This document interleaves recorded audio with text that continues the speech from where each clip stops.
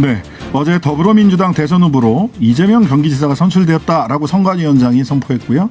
송영길 당대표도 추천서를 교부했다라고 이야기했습니다. 첫 일정으로 오늘 오전에 송영길 대표가 국립대전현충원 다녀오셨고 최고위원회 간담회 자리 보니까 뒤에 백드롭에 이재명 후보 사진도 탁 찍어놨더라고요. 자, 많이 바쁘셨을 텐데요. 우원식 열린캠프 선대위원장 모셨습니다. 안녕하세요. 네, 안녕하세요. 반갑습니다. 표정이 아주 좋으십니다. 네, 네. 선거가 이제 저 이번 경선은 굉장히 길었잖아요. 네. 중간에 5주가 더 연기되는 바람에 그랬죠. 코로나가 이렇게 번창이 돼서 네. 그래서 다른 어느 때보다 긴 경선을 치렀고 토론도 굉장히 많았고 네. 그래서 경선 과정 자체가 굉장히 힘든 과정이었죠. 네. 오늘 현충원에도 같이 네, 아침에 같이 갔다 왔습니다. 네. 오늘 그 동작이 아니라 대전으로 그 참배 현충원을 대전으로 잡은 것도 여러 가지 정책 의미가 있는 거 아니냐 네, 이런 해석도 있었는데. 이게 민생 현장을 가야 되는데 후보께서 네. 꼭 민생 현장을 처음으로 가야 되겠다 이런 말씀이셨고 민생 현장을 정하는데 가장 중요한 민생 현장은 역시 코로나19와 관련된 민생 현장이어서 질병청을 가자. 그래서 질병청이 오송에 있잖아요. 네, 오송이요. 이제 거기 가려고 하다 보니까 그런 점도 있고 또 그거보다 더 중요한 거는 후보가 산불하고 싸우겠다 이런 겁니다. 불공정, 불평등, 불균형. 네. 국가의 불균형 발전 문제가 굉장히 중요한 문제로 보고 있기 때문에 첫 행보를 충청도로 가서 하는 게 좋겠다. 국가 불균형의 문제에 대한 의지를 분명하게 하자. 이런 뜻이 다 담겨져 있는 것이죠. 네. 또 정치적으로 해석하시는 분들은 이승만 대통령 그 묘소에는 첫 일정을 동작으로 가면 이승만, 박정희 쭉 다 전직 대통령들 다 한 바퀴 둘러봐야 되는데 이재명 후보의 성격상 그렇게는 못하겠다라는 어떤 정치적인 성향상의 문제도 있는 거 아니냐? 네, 그런 뜻도 있죠. 아, 그런 뜻도 있는 겁니까? 네. 그렇게 봐야죠. 네, 알겠습니다. 자, 그러면은 우리 우원식 선대위원장님은 임무가 끝나셨으니까 이제 열린 캠프는 해산이 되고 공식 민주당의 대선 캠프로 어떻게 이재명 후보는 경선 후보가 아니라 민주당 후보가 된 거잖아요. 네네. 그래서 이제 당의 모든 역량을 총동원하고 원팀으로 단합해 가야 되는 게 가장 중요한 과제죠. 그래서 원팀으로 만들어가는 민주당 후보로서의 이재명 후보를 분명하게 해나갈 거고요. 원팀을 하는 데 있어서는 이제 열린 캠프의 선대위원장을 비롯한 열린 캠프를 함께 했던 분들은 하여튼 어떤 경우에도 정권 재창출하는데 원팀이 필요하기 때문에 그 민주당의 선대위에 저희들이 할 수 있는 모든 노력을 다 하겠다. 다른 분들이 참여할 수 있도록 저희들이 최선의 노력을 다한다 이런 생각을 가지고 그래서 지금 있습니다. 회자 이름으로 회자되는 분들이 아직 이낙연 후보는 아직은 이의 제기하고 무효표 관련해서 논쟁이 이어지고 있기 때문에 그렇다 하더라도 먼저 사퇴하신 정세균 전 총리나 김두관 후보 또 추미애 후보 이런 경쟁 후보들을 선대위에서 어떤 역할을 맡게 할 거냐. 그다음에 또 소환되는 분이 이해찬 전 대표 본인도 이전에 선대위가 구성이 되면 본인이 필요한 역할을 하겠다. 이런 말씀을 하셨었기 때문에 이런 분들 이름이 선대위에서 이분들이 어떤 자리에서 역할을 하실 거냐. 질문들이 좀 많이 올라오고 궁금증들이 좀 있는 것 같습니다. 근데 선대위를 구성하기 전에 제가 선대위를 구성하는 사람이 아니니까 그걸 일일이 다 어떤 자리 이야기할 수는 없고 원칙은 그분들이 맨 앞장서서 선대위를 끌어가고 또 이 선거를 리드해 가셔야 그야말로 원팀이 되고 정권 재창출로 가는데 중요하죠. 그래서 그분들 함께 후보로 경선을 치르셨던 분들 또 우리 당의 아주 중요하신 분들 이분들이 선대위에 흔쾌하게 참여하실 수 있도록 본인들의 의사를 잘 들어가면서 선대위에서 역할을 하실 수 있도록 그렇게 하는 것이 기본적인 원칙입니다. 또 안민석 의원은 유시민 노무현 재단 이사장을 거론을 하면서 유시민 등 셀럽들이 다 역할을 할 거다.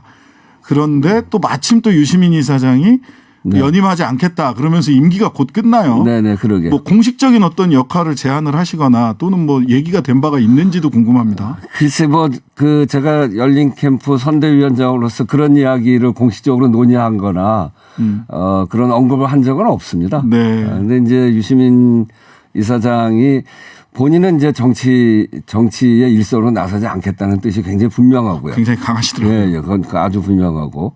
그렇지만 이제 이게 정권 재창출하고 또 우리의 새로운 대한민국을 만들고 하는 데 있어서 이재명 후보의 대선에서의 승리, 그거는 네. 매우 중요한 일 아닙니까? 네. 그런 속에서 유시민 이사장이 본인에게 맞는 형식으로 또 방법으로 그렇게 노력하시겠죠.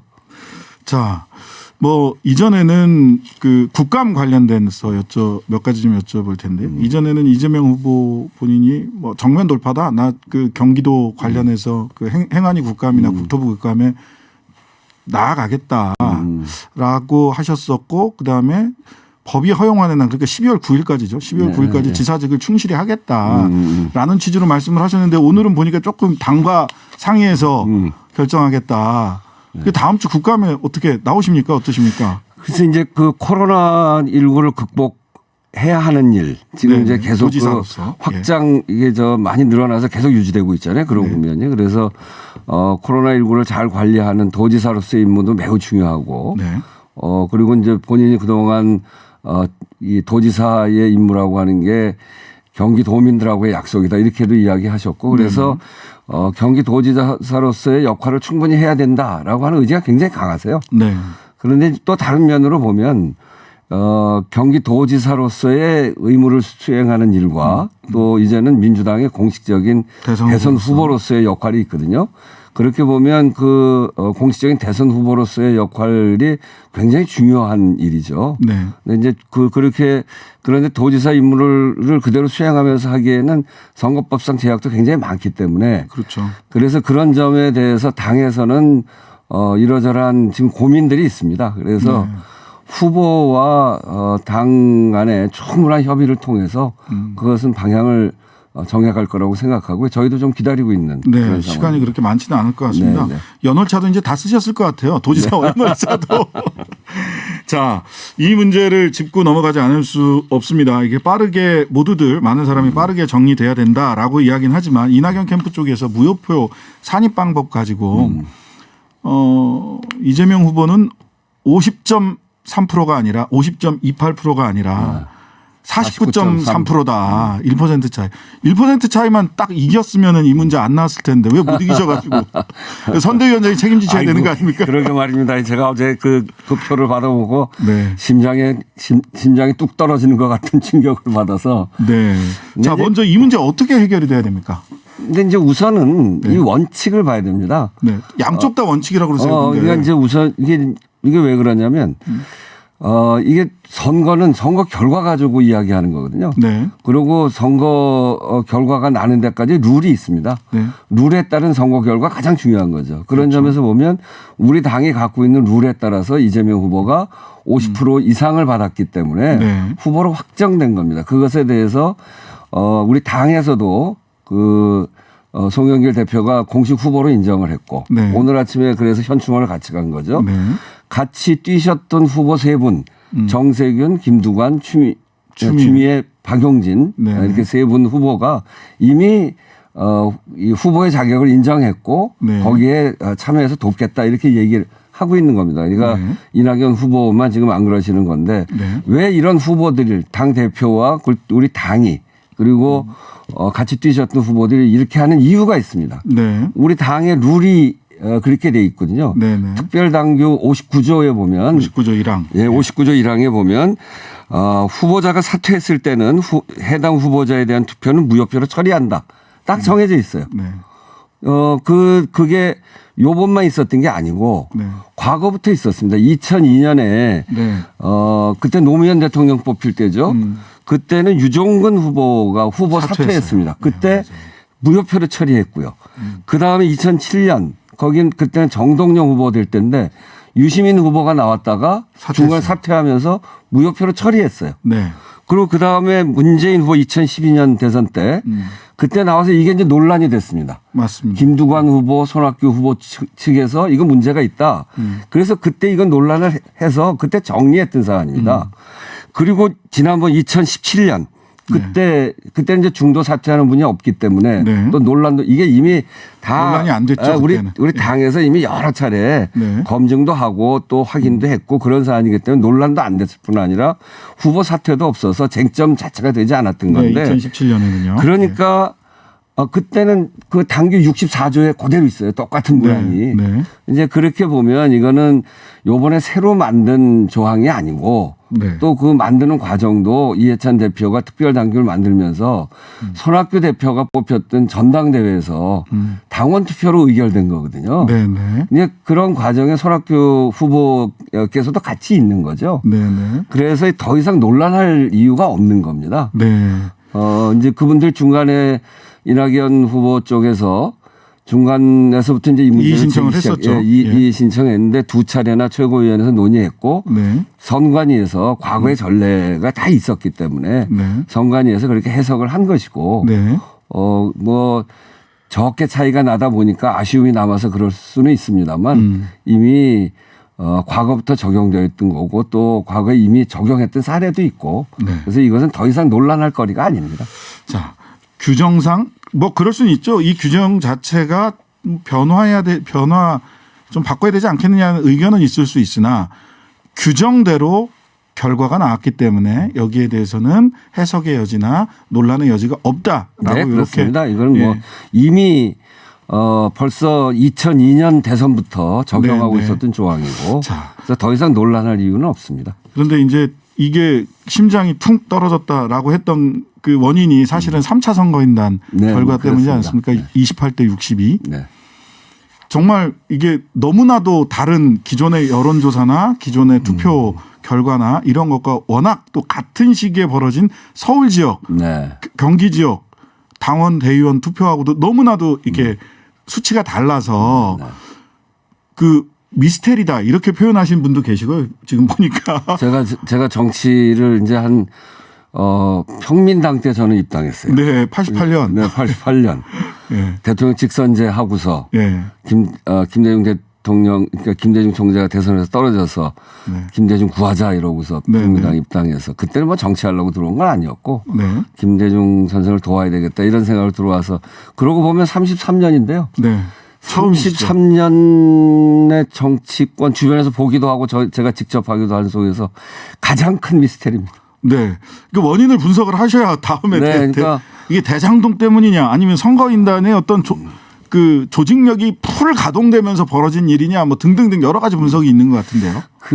어쨌든 이제 대장동 때문이라고 언론에서 많이 보도하고 또 일부 사람들이 그렇게 이야기도 하고 있는데 그게 대장동 때문이라면 딴 데도 일반 여론조사에서도 그게 다 이렇게 반영이 돼야 되는데 지금 전혀 그렇지 않잖아요. 그렇죠. 오늘 나온 어느 여론조사를 봐도 전혀 그렇지 않더라고요. 그리고 같은 시기에 선거를 한 지금 말씀하신 예. 경기나 서울 권리당원 투표. 우리 네. 권리당원들이야말로 당에 대한 애착이 매우 큰 분들인데 네네. 대장동 때문에 걱정이 돼서 그랬다면 그분들부터 영향을 받았어야 되거든요. 그런데 그렇죠. 거긴 또 전혀 영향을 받지 않았단 말이에요. 그렇게 본다고 하면 대장동 때문에 그렇다라고 하는 것은 그렇게 해석하기에는 매우 어려운 네. 그렇게 보이지는 않고요. 네. 다른 원인이 있을 거라고 보여지는데 네. 다른 원인이 뭔지는 정말 면밀하게 꼼꼼히 살펴봐야 될 것 같습니다. 네. 요게 보니까 그 3차 선거인단을 모집할 때가 세종하고 1차 슈퍼위크 지난 다음 네, 그렇죠. 대전 충청 세종 해서 말하자면 이재명 대세론이다라고 이게 첫 바람이 불 때였기 때문에 그때 이낙연 캠프에서 그 아주 위기감 속에서 열심히 조직을 한 게 아니냐 이런 분석도 있던데. 뭐 그럴 수도 있고요. 하여튼 뭐 그거는 지금으로서는 예단하기는 좀 어렵고 네네. 얼마큼 이낙연 캠프에서 열심히 했는지 잘 모르니까 지금 이야기를 수집해 보고 있습니다. 네. 어떻게 구성이 된 건지. 네. 그래서 그런 뭐 여러 가지 정보들이나 이런 것들을 좀 다 파악을 해보고 네. 그러고 판단을 해야죠. 지금으로서는 뭐라고 얘기하기가 쉽지 않은. 처음 보는 현상이기 때문에. 어쨌든 예, 언론에서는 대장동 리스크가 반영된 거다라는 분석이 많습니다. 오늘 아침까지 오늘 오전 아침 오후 이렇게 블로그 보면 어쨌든 대장동은 리스크다라고들 많이 하는데 이 문제와 관련해서 야당으로부터 집중 공격 받을 것으로 보여요. 엊그제 저희 원희룡 후보하고도 통했는데 본인이 뭐 일타 강사고 추악한 뭐 이런 거를 다 밝히겠다라고까지 아주 그냥 단단히 칼을 갈고 계시던데 이거 대장동과 관련된 화천대유 비리 의혹 사건. 네. 그거는 간단합니다. 간단합니까? 이 그림이 간단한 그림이에요. 네네. 이거는 명백하게 이명박 대통령이 LH한테 돈 되는 일에서 공공이 손을 떼라. 네, 손 떼라 했죠. 그렇게 해서 LH가 하려고 하는 거 포기한 거 아닙니까? 네. 민간으로 다 넘기려고 했던 거죠. 네. 그 이재명 지사가 성남시장으로 당선되면서 그 6개월 후에 그런 일이 벌어졌는데 네. 성남시장으로 당선이 되면서 이건 왜 돈 되는 일인데 전부 다 이걸 민간한테 주냐. 이거를 성남시를 발전시킬 수 있도록 이거를 더 공공으로 회수해야 되겠다. 이렇게 해서 이제 굉장히 논쟁이 세게 붙은 거 아니에요? 그 사이에 이명박 대통령 있죠? 거기에 그 이명박 대통령의 친구라고 하는 LH 사장했던 이지송 씨 있죠? 예, 예. 그 이명박 대통령하고 현대건설 다 같이 다닌 신영수 국회의원 있죠? 그 동생이 돈 받았잖아요? 그래서 구속됐죠. 예. 그리고 우리 후보가 시장이 돼서 3년 동안 정말로 이거를 공공으로 돌리기 위해서 지방채 발행을 비롯해서 그거 할 수 있는 기관을 설립할 때 거기에 내내 맞고 나선 그 당 출신의 성남 시의원들이 있습니다. 요번에 뭐 그때 출신의 누구가 돈을 받았다 이런 얘기도 또 나오던데 그렇게 해서 어렵게 해서 결국은 민관 합동 사업으로 해서 그래서 5,503억을 공공으로 가져온 거 아닙니까? 네. 이게 굉장히 모범적인 사례죠. 네. 이제 그런 점에서 보면 이 일 전체의 그림이랄까 그 설계는 민간으로 가는 개발 이득의 상당한 부분 5,503억이라고 하는 상당한 부분을 공공으로 돌린 이 설계를 이재명 후보가 한 것이죠. 그다음에 민간 부분으로 가는 부분에 대해서는 그 안에서 벌어지는 일들을 조사를 제대로 해야 됩니다. 그렇게 보면 앞에서 열거했던 사람들 그런 사람들이 다 국민의힘 사람들 아닙니까? 이제 그런 속에서 조사를 해보면 그쪽으로 많이 가게 돼 있어요. 곽상도 의원 아들이 그런 것이고 그래서 철저히 조사해야 된다. 이 민간 부분에서 어떤 일이 벌어졌는지 이 전사에 있어서는 이명박 대통령부터 신영수 뭐 이런 분들이 다 연결돼 있었고 박근혜 정부 때는 부담금 개발하면 개발 부담금을 반으로 줄여주잖아요. 그렇죠. 이렇게 민간 쪽으로 이익을 다 주는 이쪽에 대한 조사도 한번 제대로 해야 되고요. 그야말로 이게 배임입니다. 이게. 그게 배임이다. 그게 배임이죠. 그리고 민간 쪽 안에서 왜 그 철갑을 두르듯이 법조 일진들을 저렇게 다 배치했는지. 그 사람들 또 면면을 다 보면 박근혜 정부 때 다 임명되신 분들이더라고요. 그 중에서는 지난번에 50억 클럽 6분 나온 거 보니까 그 중에 두 사람은 그 정부 시절에 민정수석을 하셨던 분들이고. 곽상도 최재경 두 분. 그러게요. 이제 그래서 조사를 철저히 하자. 저는 오히려 그런 조사하는 과정에 소위 이 토건 비리 세력들의 실체가 이제 드러나기 시작했다는 거예요. 언론, 법조, 그다음에 토건 세력, 그리고 정치권 이렇게 결합이 된 토건 비리 세력의 모습이 코가 조금 나왔어요. 코가 조금 나왔다. 아직 얼굴 다 안 보였고요. 빙산의 일각 정도 코끝이 조금 나왔어요. 그거를 제대로 드러내서 면모를 다 드러내게 하면 요번이야말로 토건 비리 세력의 근본을 우리가 파헤쳐 볼 수 있겠다.